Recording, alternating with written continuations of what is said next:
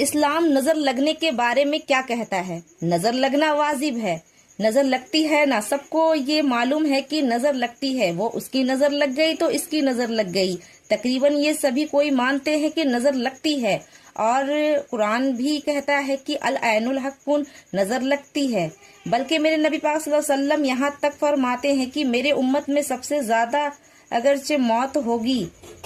کسی کارن سے تو وہ نظر بد سے ہوگی۔ جیسے نیچرل موت کے بعد اگر کسی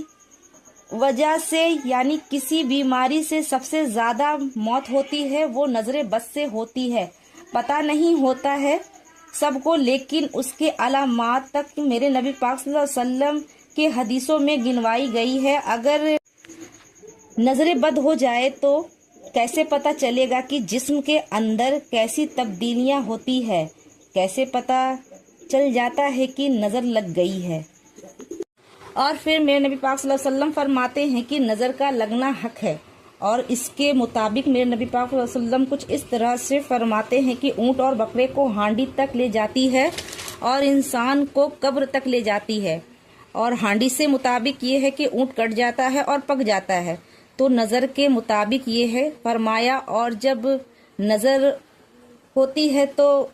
اس کے اثرات بھی ہوتی ہے، لیکن جب اس کے اثرات جسم پر ہوتی ہے تو اس کے کچھ نشانی بھی ظاہر ہوتی ہے۔ تو میرے نبی پاک صلی اللہ علیہ وسلم نے حدیثوں میں اس کی تقریباً 40 نشانیاں نظر لگنے کو بتائی گئی ہے کہ نظر کو پہچاننے کا طریقہ بتایا گیا ہے، جیسے آپ کی زندگی میں اچانک تبدیلیاں ہو، کبھی کبھار جسم کا گوشت کا فڑفڑانا، کانوں کا گرم ہو جانا، جوڑوں کا درد ہونا، چھوٹی سی زخم کا ناسور بن جانا،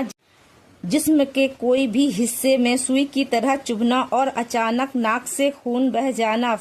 یا پھر یوں کہہ لے کہ ناک سے خون گرنا۔ یہ جو اچانک آپ کی زندگی میں تبدیلیاں ہوتی ہے تو یہ نظر بد کی بڑی علامت ہے۔ تو جب اس طرح سے آپ کی زندگی میں ہو تو اللہ نے قرآن میں اس کا کارڈ بتایا ہے۔ قرآن کی 29واں پارہ سورہ القلم کی آخری آیت کو 7 مرتبہ پڑھے، یہ نظر بد کی زبردست کاٹ ہے۔ یہ قرآن شریف کی آیتوں میں سب سے عظیم آیت ہے،